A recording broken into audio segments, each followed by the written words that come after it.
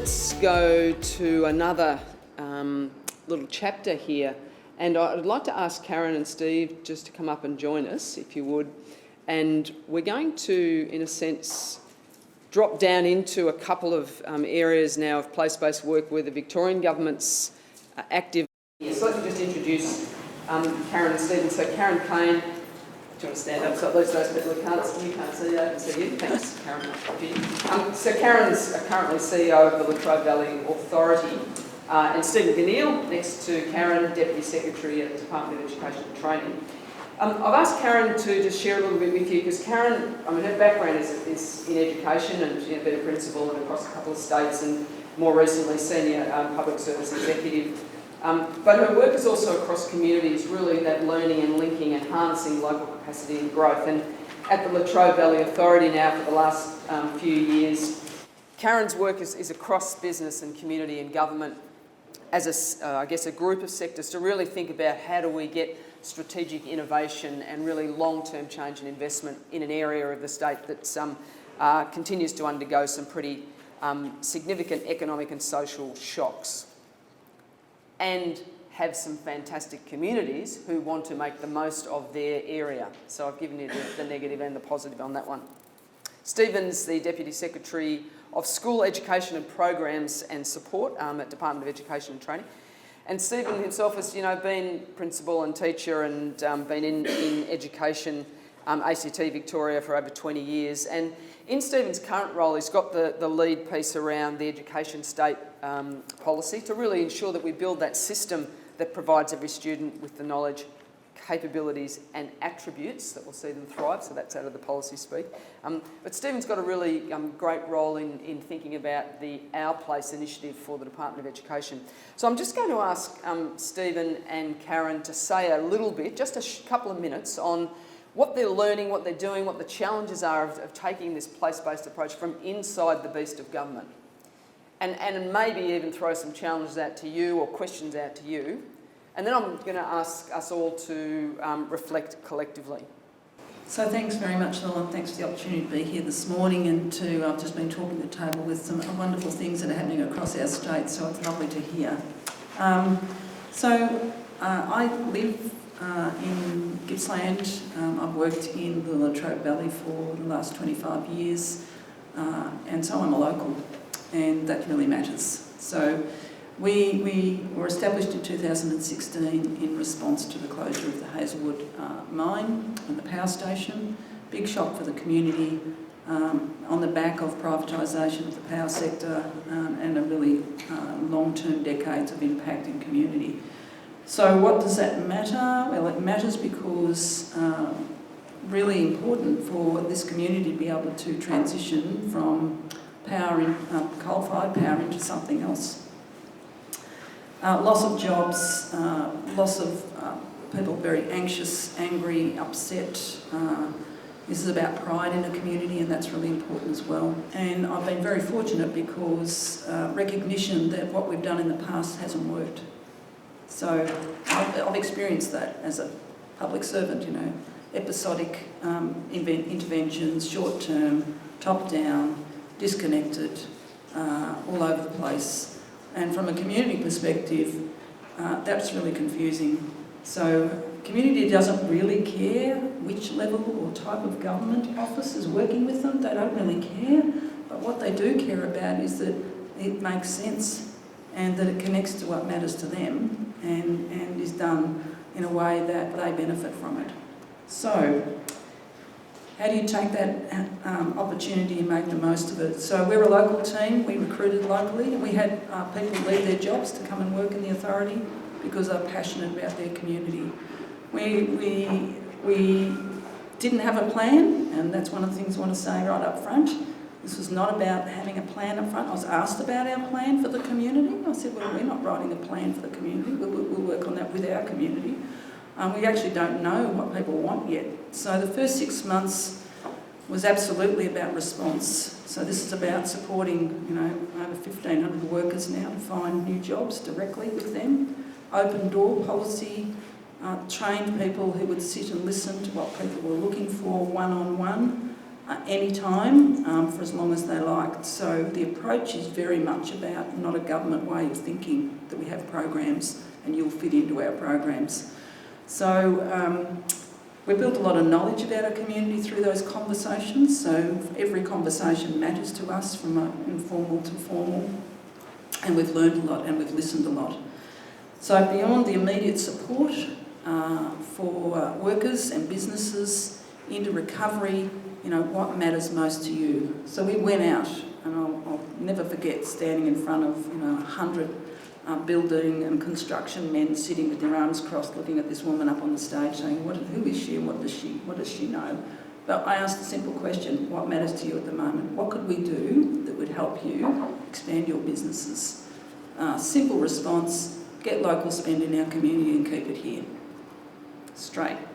So what do we do? And one of the things I want to mention today is not all the answers are in your community, and neither should we expect them to be. So I think it's also getting community to understand they can learn from other places, and we shouldn't start from scratch every time. So where is good practice happening in other places? So we went to Geelong, so just on talking about the closure of the auto industry, Geelong absolutely impacted. They were probably 10 years down the track from us. They had already put in place a local procurement practice with a couple of companies that who had expertise in that. We brought those companies over, we partnered with them, and we have really grown that across a whole lot of businesses. There's 1,500 people now online who connect. We've got businesses and contracts now at a local level, right through to rail revival, to local tenders. We're down to a couple of projects now that are 85-95% local content. Also looking at social inclusion as well as that. So how do we make sure that people get jobs locally in those businesses? So that's just one example of what you can do, and it's about action, it's not about plans. That just sort of demonstrates the way in which we've worked. Last thing I want to say is this is long term, it's hard, it's relentless. And there are many things I could talk about now about not the usual suspects. How do we make sure that everybody in our community gets to participate and contribute to and lead the work that we do? And I just want to say, in terms of evidence, really important that we collect a whole range of different evidence about sentiment, about changes of practice and systems. And people actually leading the work is some of the really strong evidence that we're looking for. I could talk for probably about 4 hours on this, but I don't have a chance to do that.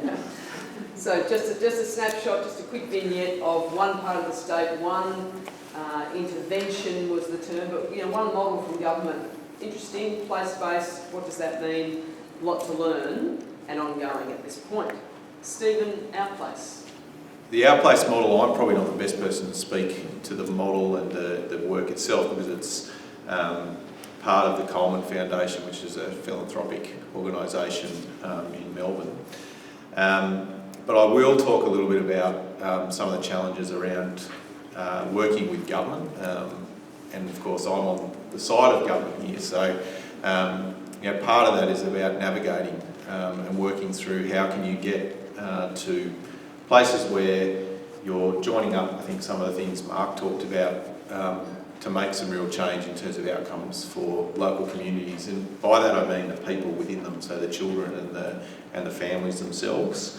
And that comes from my background of working sort of throughout that system. So I think Mark's frame of saying that these things are not just solved by one element of that picture. So the program at the local place can do some really fantastic things, but it may not be the thing that can change lives overall. It might be a systemic or a policy change, like the one you talked about around raising the age of incarceration. It was for youth. That's something that at the local level you're working within the confines of legislation and law and etc. So you can bash up against the system at times, but sometimes that's what we need from place, is to bash up against it hard enough to say we can do all that we can down here, in this place that we're working in. And when I say down, I mean down in Gippsland or up in the Mallee or wherever that might be. But actually without systemic leadership and change, we're bashing our head against the brick wall in terms of the longer term and possibly the systemic change we can make. So that's been my interest in our place. It was actually very small. So our place started at Doveton College in 2009. So in a rebuild of that school down there, an amalgamation of a number of schools into a prep to year 9 school. One of the most disadvantaged communities in Victoria, in that area. Lots of new arrivals and entrenched poverty and economic disadvantage. And it really started with the idea that the school is not the building and is not owned by a state, it's actually a community resource. And that's where this our place comes from, is it's not someone else's that we go to, it's our place in the community. The best way I can describe that is the difference between having a community asset like a school that has a big fence around it and a school that opens its doors and lets people in and be part of that community. And so the Our Place model is based just around that, is that it's accessible. One of the things that is central to that model is that they have, I don't call it this in terms of necessarily working with the community, but it's a concierge. It's someone who greets people in the foyer and says, you know, how can we help? What are you looking for today? And it's not just about school kids and education. It's about adult literacy. It's about social enterprise for people that want to contribute and be part of something that may not be able to access the work environment in different ways. And of course, what that does then is bring up some of the things that are really frustrating at a community level. And that's, I think, what both Karen and Mark have talked about, is that at times it can feel like for community that there's 50 different things that they've got to deal with, and all they want is some kind of joined up service that will meet the needs that they have as they walk in that door. And that's the challenge of government. And so when I talk about what my role has been behind the scenes to try and make all of that work. Because in that school we have both local government, state government and federal government impacts. So childcare, for example, and the subsidies or not impact really heavily on our ability to run a really successful early childhood centre. The local government, of course, provides a lot of the maternal child health sort of services, and a lot of other services that people want to be joined up with. So how do you have that in one place where people are coming? The other component is that it works in a primary school because parents have to generally are taking their children there. All of you that are parents know that as you get more into high school sort of age, they're getting their own way there. And so the ability to actually grab those adults as part of that community is much reduced as those kids grow up in age. So that started from one site. There are now 10 across Victoria. The work behind the scenes is the things that I used to stab myself in the eye when someone would talk about. So governance. I just think governance, can't we just get on with it? But actually in a bureaucracy and where there's massive sort of synthesising that's required and to deliver for a community and for people themselves, then it needs actual governance. And governance is just a fancy word for bringing people together and getting them to make good decisions. So I did used to stab myself in the eye, and now I see the value of it. And some of that's been about who champions these things.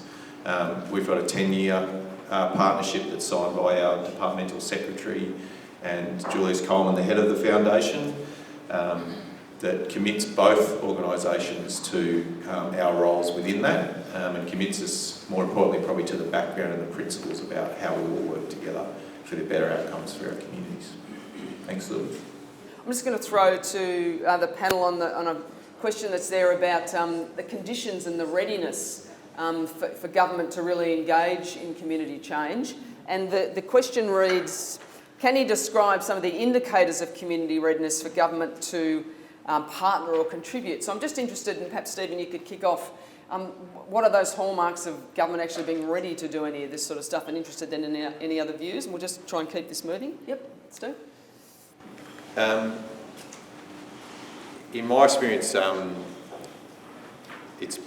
I think some of the change can occur, or there's more innovation where it's wicked problems, like it's kind of people open to giving things a go, and it tends to be further from the centre.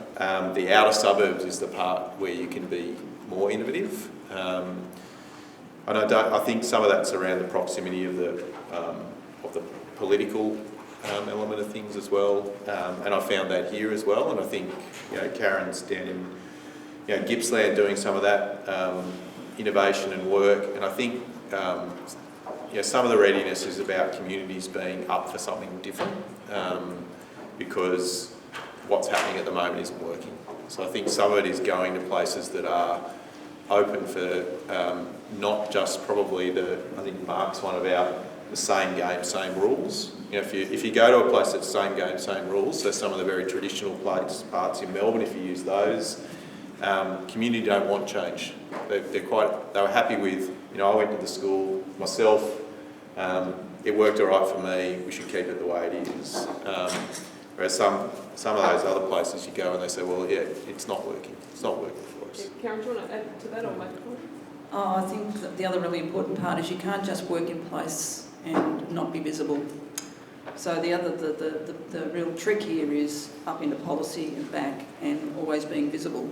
So getting the balance right about progress with community. We do a lot of community feedback sessions. We've got over 1,500 people now that we regularly connect with in some formal ways, feedback ways. So that's really important. But I brought in, we've just released a report last year on our 3 years to date. Really important, and I've sent this to every minister, I've sent it to the Premier, I've sent it to every Dep Sec and Secretary, because you've got to get your work known, and the outcomes and the impact is really what you've got to really celebrate, but also get up the line. You can't just burrow away in your local community and hope people know what's going on. We've got to really influence government policy and change, and for politicians, and the way you produce that, so we've produced this report in a way that we knew politicians would like. You've got to be smart. You've got to be smart. So that role's really important. Do you want to add anything, Mark? Just a small one. When we actually started one of our large projects in communities, we had something I think we borrowed from the UN, and it was this concept of civic density. And we looked at the readiness of communities, and if a community wasn't ready, it didn't mean we didn't go in, it just meant we expected different things. So civic density was the number and the variety of locally valued institutions and institutional processes. So if a community was a neighborhood and they had half a neighborhood council, and that was it, that was considered relatively low ready. But if another group had 7 service clubs and 14 faith-based organizations, etc., and they had a history of working together, that was high readiness. We had that level, but it didn't mean we didn't go in. It just meant you can't move as far or as fast with a group that doesn't have a lot of civic density. Thanks. There's a bit of a thread of conversation here, but one of them is around the power dynamics question, and there's a question around how we reimagine power dynamics between community and all levels of government. Should we have this discussion up front in place? And Mark, and again, I'm open to you if you want to put your hand up and comment here as well, rather than just make this a Q&A thing, but have you seen that attacking that power dynamic up front as a useful process? Again, I mentioned this earlier, I don't know about Australia, but we're not good at talking about and dealing with power in Canada, even though it's all over the place. We're now doing some work at the Tamarack Institute looking at case studies of good community change, and now that we widen our lens, almost all of those case studies have a story of someone developing, yielding, and sharing power. And so even when you're working with government, you talked about making distress, right? Yeah. It's something you need actually to pressure government to create a bit of productive distress in order to get out of zone 1. You just said productive distress. Productive distress, yes. Yeah. Sorry if we missed that. Actually Google it, it's a concept of adaptive leadership, that systems need a level of productive distress. And if the stress gets too high, the pressure cooker blows and nothing happens. But if there's not a lot of pressure, nothing cooks. And so you're always trying to get the right amount of let's get something gritty going, and you're almost like a pressure cooker, elevating and diminishing pressure over time. So, but you asked a question about power. Power is a part of that. So when you're going, another philanthropic roles, you're going to a community, you want to deal with communities who are comfortable with their power and who will yield it. Because if not, then it might be disempowering and angry, and you've got a lot of sorting out to do with the disempowered community. So we have to get better working with power productively. Karen, do you want to comment on that? Just from the I community? think it's a really, really important question. So power is an interesting thing. Power and ego, usual leadership in a community, and this really does disrupt who and gets involved, and that's hard. I'm just on a telephone call this morning just before we came in dealing with a power relationship issue, and part of the job is to go back again and again and again and try and get that balance. So you've got to be really aware about where that might be getting out of control and who the key people are. But it's around demonstrating, I think, collective benefit. So one of the things we're working really hard at is if we all work together on something that really matters here, that we can make a real difference in terms of, we've identified it, we've got strong evidence about why we should work on this. When you can get all of the sectors together, we've got some great examples of this, so local government, state government, training and higher ed institutions, business bodies, community agencies, all around the table have identified and agreed to that this is what we need to work on.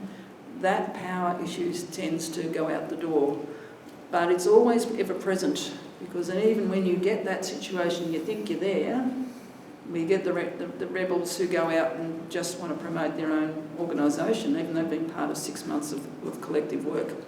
So it's about the challenge then, about, being brave. Hey, why did you do that? And we have to be upfront about that. And the others will challenge you. So it's not just about our organisation. Other members then will start to challenge that behaviour. So I think the power issue is critical to understand, and it's hard work. Can I just say on that one, Bill, there's nothing that annoys me more than adults not being able to work together for the benefit of children and community. When you're sitting there and you're talking about trying to improve things for children, in particular if I use children in this example, because that's my background and passion. If you're trying to improve things for children and that's being blocked by adults who are being self-serving, and that's cross-sector, by the way. That's I've seen that in government, local, state, community organisations, everywhere. And I think it was Karen talked about before, that some of these things, if it generates competition, then that's often what you get. You get this this battle for sort of power, and that just undermines what you're trying to do, because actually what our communities and our children need is adults being joined up for the benefit of their health, safety, welfare, etc., etc., etc. So that is the technical term. So, thank you. So do you think there's a greater receptiveness or social licence, is the question here, to experiment with place reform in like education or justice more than other parts, because it is often around kids? I reckon education's a shocker to try and do it, to be honest, like in terms of... You've heard it again first. Well, I think it's just, I've spent all my career in education, apart from a little bit of an aside where I thought I'd want to be a world banker or something. But I think education's really difficult in that people don't want their children to experiment at all. Right? So there's this real challenge at times. That's why trying to be really opportunistic, and readiness is what we were just talking about before, about where are they open to doing something different, and where is the community going to be on board with that? Because I can't tell you how many times in policy, in education, you go to something and you talk about, this is what we think we need to do, we need to change it, all these sort of things. Yep, I think it's a great idea, we should do that, definitely. But not with my school or my children or my community. We should try it over there, and if it works all right, then maybe we should think about it over here. So there's always this tension about, and everyone's been to school, everyone knows education. And so you've got this tension of the traditional and try to lock down on that and worry about people, very emotional about their own children, understandably, which creates a difficulty to be innovative and change. There's a bit of a related question here, just to try and grab some of the things that you've been reflecting on at the tables about how you balance the uniqueness of truly place-based work with the pressure to scale up anything that's that's actually working in place. Mark, I don't know if that resonates for you as a question or things you've seen around the globe, but that question of what's working here and the pressure to perhaps scale? Yeah, we just talked about this yesterday in Brisbane with Logan together, and just a couple, we talked about this yesterday in Brisbane with Logan together, which is a pretty interesting place-based initiative, and just a couple of the conclusions, and I think they're important. Not everything that is effective in a place needs to be scaled. It might be terrific for neighborhood X, and that's excellent, and it's important, shouldn't be diminished because it doesn't work in neighborhood Y. And so I used that phrase earlier, context plus mechanism equals outcomes.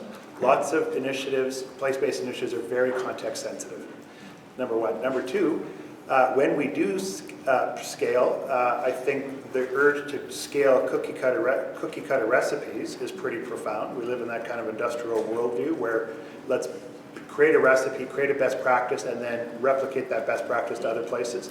I'll refer people to some resources that we can send later around scaling, and when you look at effective scaling, when things should be scaled, we actually have to scale deep, capture hearts and minds. Is there really authentic demand for this innovation in other places, or are we just going to push it no matter what? We have to scale out in a way that's sensitive to other contexts. You might have to adapt the innovation to work somewhere else, so it's best practice-ish. You need to scale up. Sometimes you need to change regulations and policies in the ecosystem which the thing is being scaled. You also have to consider something called scaling scree. Sometimes the original innovation needs complementary innovations to survive and thrive. It's not just the original thing, you got to create a little ecosystem around it. And finally, scaling infrastructure. Scaling infrastructure is this idea that that innovation might be terrific, but the ecosystem actually has to give up more in order for it to scale, including, for an example, scaling an Indigenous early learning and care curriculum in Alberta where there's not enough Indigenous educators to do that. So we have to go to the universities and the post-secondaries and help create the infrastructure for a greater pipeline of innovators. So scaling if necessary, but not necessarily scaling, and shifting away from cookie cutter best practice replication to scaling up, out, deep, scree, and infrastructure. Thanks for that reflection. There's a question here which is effectively around democracy and what the principles are around our place work and how they play into democracy, and can we work out sort of just place-based on education or health or a single issue, but where have we seen that work well? So where we're looking for multiple outcomes, working with a really clear set of principles which help local democracy. That's a joining together of a couple of questions. But again, Mark, I might just ask you, is there things that come to mind for you where you've seen that being effective? So not just your single issue? Yeah, I'll try and be brief because I want to hear as well about the Australian experience, but I'm preoccupied with this. I think that the civic literacy of people on public issues is low. So when people say I want to go consult, I kind of, listen, my background's Polish solidarity, I'm a Polish anarchist, so I'm into this. But I go and I'm not that interested in your opinion because you actually are only seeing your angle. You have no insight and empathy into the wickedness of this problem.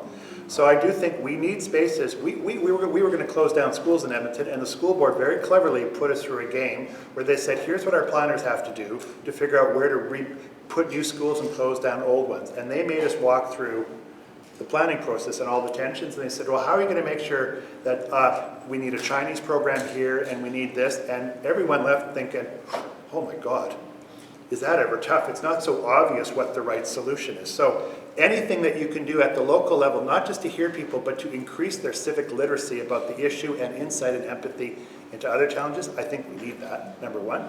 And number two, I would even question, I don't think we have to agree on everything. There's something called stretch collaboration, where conventional collaborations, we agree on the problem and the solution. Stretch collaboration is, I have to work with people I don't agree with, like, or trust. Right, this is Adam Cahane's work. And so it's called stretch, meaning you and I we're working on something. We should find something to work together on, but it doesn't mean we have to agree on anything more than let's try and turn it into a community school. But everything else about it, we got lots of conflict. So I think we have to get used to doing that. We're not going to find the harmony we want on some of these complex issues. It doesn't exist, and what it does is actually tell people to throw their dissension into the shadows, which shows up in weird ways later on. Yeah, Karen, you would have seen that. Yeah, well, I think that's great. The other sort of conclusion we've come to is about collaboration and innovation and diversity of experience, knowledge, expertise, opinion, and robustness around that. So part of this is about bringing people together to actually go into that space and be prepared to do that and work together on things that might end up with a very different direction just because of that diversity. So I think that's really important. The other part about this is how we go about finding where places are keen to work. And the point about cross-community, well, communities are very complex, and one of the other things that we've learnt is that just because you're focusing on one thing, that one thing is interconnected in lots of other ways. So if it's skills, well, that's about what skills for what. It's about workers. It's about how you get into employment. We then start to talk about inclusion. We then start to talk about, well, how does community feel about that? What other community systems do we need to put in place to support that? We talk about community wellness. We talk about people's attitudes. We talk about capability then, institutional capability. You really start to unpack a whole lot of things that all interconnect and are really important. And it's not about dissecting each of those individually, it's about understanding the interplay of all of those and how you learn about that and where you put your effort. And it is about really getting partnerships together. So one example, supporting 1,500 workers. We did that in partnership with the agencies already on the ground. First time those agencies had ever worked together. So everyone from employment agencies to training organisations to adult education to the trade union movement formed part of a partnership about supporting workers in their community in a way they'd never done before. That was hard work, but that is so strong now in terms of those agencies delivering that work. And learning from each other about good practice, what didn't work, really warts and all, really based on those individuals saying what's working for us, what's not working for us, and that's the key. So, well, you need to change the way you operate here because these people are telling us that. So once you get that level of evidence about what the system's not doing right, 1,500 people is pretty strong evidence, and we collected all of that information on a shared database, depersonalised. Big themes coming out here about how systems are not working. Really interesting when I talk to some of my colleagues in Central in here, telling me, well, they are working, and I'm saying you've got 1,500 people telling you they're not. So how about you listen up here? Thanks, Karen. So thank you to you three. Great insights, and thanks Stephen and Karen for daring to sort of sit before this audience and talk about what government might be giving a crack on. That's always a hard challenge. And Mark, again, thanks so much for your really contemporary, challenging, quite diverse insights from across the globe. But I think in the comments coming through on the Slido, some were questions, some were reflections. I can tell already from this that people have got some really good insights from you sharing with us today, so I really appreciate that. And so why did we bother doing this other than it's a nice thing to do on a nice summer morning here in Melbourne, if you don't want to think about everything else that's going on?